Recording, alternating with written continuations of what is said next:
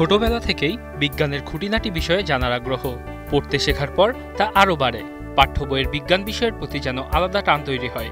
এভাবেই বিজ্ঞান, গবেষণা এবং তার প্রয়োগে হাতেখড়ি এই বিজ্ঞানীর। সবকিছুর মধ্যে আমার একটা ছিল, কিউরিসিটি ছিল যে কলম কেমনি লেখে। বলছিলাম বিজ্ঞানী মোবারক আহমদ খানের কথা। ১৯৫৮ সালের ৩১ জানুয়ারি জন্ম নেন মানিকগঞ্জের ডাউলি গ্রামে। গ্র্যাজুয়েশন শেষ করেন জাহাঙ্গীরনগর বিশ্ববিদ্যালয়ের রসায়ন বিভাগ থেকে। 9-এ যখন উঠলাম তখন তো একটা সাবজেক্ট চয়েসের ব্যাপার ছিল, তখন বিজ্ঞানের ছাত্র হিসেবে ভর্তি হলাম। তারপরে ম্যাট্রিক পরীক্ষা দিলাম, ম্যাট্রিক মানে এসএসসি, এইচএসসি সব বিজ্ঞানের চর্চায়, এবং পরবর্তীতে আমি রসায়নের ছাত্র হিসেবে লেখাপড়া শুরু করি জাহাঙ্গীরনগর বিশ্ববিদ্যালয়ে। এবং সেখান থেকে ওই চর্চার সুবাদেই দেখলাম যে বাংলাদেশ অ্যাটমিক কমিশন সবচেয়ে বড় বিজ্ঞান গবেষণার একটা বড় পৃষ্ঠপোষকতা বহন করে। সেই হিসাবে আমি বাংলাদেশ অ্যাটমিক কমিশনে যোগদান করি। ১৯৮৪ সালে যোগ দেন পরমাণু শক্তি কমিশনে। এরপর প্লাস্টিকের বিকল্প হিসেবে কাঠ ও পাটের মিশেলে নতুন কম্পোজিট তৈরি করলেন, যা গুণে ও মানে অনেক উন্নত। যদিও সবারই প্রশ্ন, পরমাণু কমিশনে পাটের গবেষণা কেন?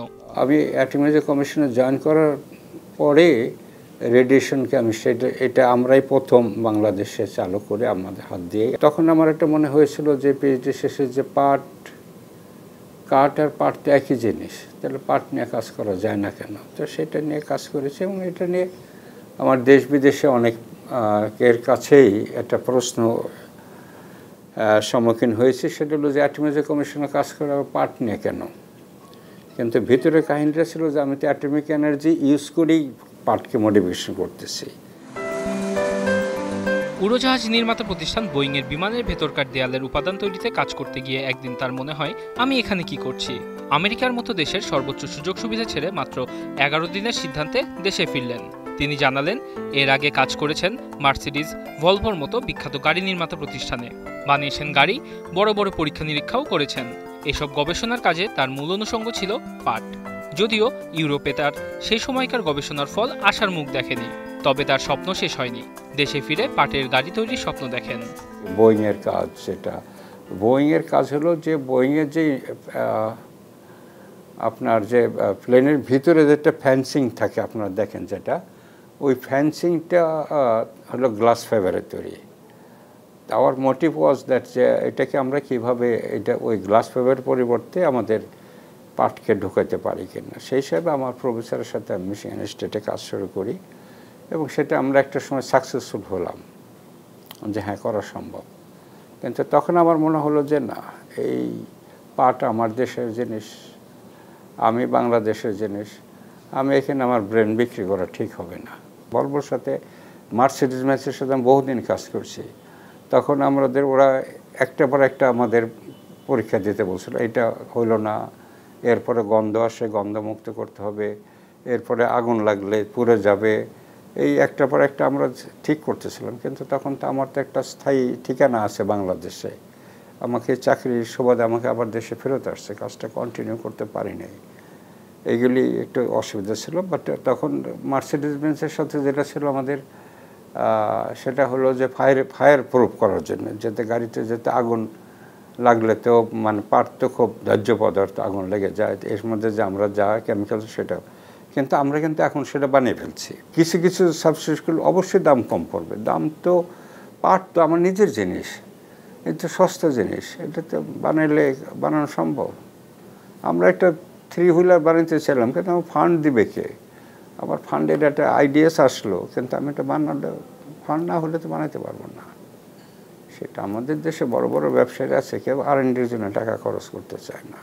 আমি পাটের হোল গাড়ি বানিয়েছি জার্মানিতে বসে, রাস্তায় রুট পারমিশন পায় নাই। পরবর্তীতে 2002 সালে সরকার পলিথিন ব্যাগ নিষিদ্ধ করে। সে সময় তিনি বলেছিলেন, বিকল্প ব্যবস্থা ছাড়া এই প্রয়াস সফল হবে না। বাংলাদেশ সরকার তখন 2002 সালে পলিথিনটা ব্যান করলো, দিক নির্দেশনা কিছু না থাকা সত্ত্বেও এটা বন্ধ করে দিল। এবং আমি ওখানে বলেছিলাম যে এটা না করা ভালো, কারণ আমাদের কোনো ভালো অল্টারনেটিভ নাই। কিন্তু তদানীন্তন মন্ত্রী মহোদয় যারা ছিলেন বা আরও কর্মকর্তা বাহাদুররা ছিলেন, তারা এটাকে আমলে নিলেন না, কিন্তু আমি আমলে নিলাম যে এটা কিছু নতুন কিছু করা যায় কিনা, এবং সেটা করতে যে পাটের অন্যান্য জিনিস থেকে আমরা রিসার্চ করছি বায়োডিগ্রেডেবল পলিমার তৈরি করার ব্যাপারে, কিন্তু ফাইনালি আমরা দেখেছি যে লাভজনক যদি করতে হয়, মানুষের দোরগোড়ায় যদি নিয়ে যেতে হয়, যেটা দেখতে পলিথিনের মতো হবে আসলে এটা পলিথিন না, এবং সেটাই হলো আমরা 2017 সালে আমরা এটা 16 সালে আমরা এটা মাঝামাঝি সময় এটা আমাদের একটা জিনিস আবিষ্কৃত হলো। আমার ছাত্ররা ছাত্রছাত্রী আমার কলিগরা সবাই মিলে এটা আমরা এটা ডেভেলপ করলাম। 2008 সালে মোবারক আহমদ খান আবিষ্কার করেন পাট থেকে ঢেউটিন, নাম দেন জুটিন। তার এই প্রযুক্তি এখন অ্যাপ্লাইড বায়োপ্লাস্টিক নামে রোহিঙ্গাদের বাড়ি বানানোর কাজে ব্যবহৃত হচ্ছে। রোহিঙ্গারা যখন দেশ আসলো তখন ওদেরকে জন্য আমরা ঘর বানাই দিতে চাইছি। বাংলাদেশের আইওমধ্যে আরম্ভ করে অন্যান্য উচ্চপদস্থ কাউকে বোঝাইতে পারি না পাটের দিয়ে ঢেউটিন বানিয়ে ঘর বানানো যায়, এটা বিশ্বাস করতে পারি। এখন হচ্ছে আমেরিকার সিল হয়ে আমার প্রযুক্তিতে জুটিনটা আমেরিকাতে আসছে যে অ্যাপ্লাইড বায়োপ্লাস্টিকের নাম, এখন তারা ঘর বানাচ্ছে এটা দিয়ে, কিন্তু তৈরি হচ্ছে বাংলাদেশে। 2016 সালে এই বিজ্ঞানী প্রথমে পাট থেকে ব্যাগ তৈরি করলেন। পানিতে যার কোনো ক্ষতিকর উপাদান নেই, সহজেই মেশে মাটিতে, এমনকি খেয়েও ফেলা যাবে এটি। প্রধানমন্ত্রী শেখ হাসিনা এই পণ্যটি পছন্দ করলেন, নাম দিলেন সোনালী ব্যাগ। সোনালী ব্যাগটি যখন আমরা আরও একটু সুন্দর করে বানিয়ে ব্যাগ আকারে রূপ দিতে পারলাম, তখন মাননীয় প্রধানমন্ত্রীর কাছে এটা বলা হয়েছিল ব্যাগটার নামকরণ কী হতে পারে। উনি এটাকে সোনালী ব্যাগ নামকরণ করেছে। সাস্টেন, এটা 100% বায়োডিগ্রেডেবল এবং এর মধ্যে প্লাস্টিক নাই, যেহেতু প্লাস্টিক না থাকার জন্য প্লাস্টিক ফ্রি, পলিউশন করার কোনো স্কোপ নেই। এটা আপনি পানিতে গুলে খেয়ে ফেলতে পারবেন, but I don't recommend not to eat, not to drink that one. But এটা কোনো ক্ষতি হবে না, এটা মাইক্রোওয়েভ খাচ্ছে, মাটিতে গেলে সে সার হিসাবে কাজ হচ্ছে, পানিতে গেলে মাছের খাবার হচ্ছে, সুতরাং এটা টোটালি একটা ভালো জিনিস আর কি। এই প্রযুক্তি দিয়েই এখন ডেমরা লতিফ বাওয়ানি জুট মিলে পাট থেকে প্লাস্টিক ব্যাগের উৎপাদন হচ্ছে, এমনকি ব্যবহার বিধি ও দেশভেদে আলাদাভাবেই তৈরি করা হচ্ছে বলে জানালেন। যদিও দাম একটু বেশি, তবে পলিথিন বজ্র অপসারণের খরচের তুলনায় কম। 8 ঘন্টা পর্যন্ত পানিতে কিচ্ছু হবে না। এই ব্যাগ আমরা শপিং ব্যাগের জন্য এটা ধরে রাখছি 8 ঘন্টা, তাই না? এটা আর কি।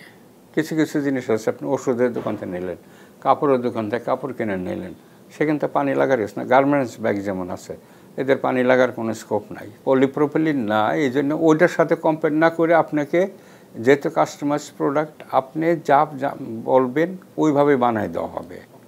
একটা জিনিস দিয়ে আপনি সব পৃথিবীতে সব জায়গায়, যেহেতু এটা এনভায়রনমেন্ট ফ্রেন্ডলি, এই বাংলাদেশের এনভায়রনমেন্টের সাথে এখন আমেরিকার এনভায়রনমেন্ট মিলছে না, তাই না? তাহলে ওই বাংলাদেশের জন্য যেটা বানাবো আমেরিকাটা চলবে না, আমাকে ওইভাবে তৈরি করতে হয় এটাকে। সম্প্রতি পাটের পলিথিন প্রকল্পে 100 কোটি টাকা বরাদ্দ পেয়েছেন। 2-3 বছরের মধ্যে সোনালী ব্যাগের ভবিষ্যৎ জুটিনের মতো হবে বলে আশঙ্কা তার। পৃষ্ঠপোষকতা পেলে প্রযুক্তি নিয়ে এগিয়ে যাওয়ার স্বপ্ন দেখেন। যদি আমি হোল ডে নাইট চালাই আর কি, রাউন্ড দ্য ক্লক চালাই, তাহলে হবে। ম্যান পাওয়ার থাকতে হবে, কেমিক্যালসের সরবরাহ সব থাকলে এটা করা সম্ভব।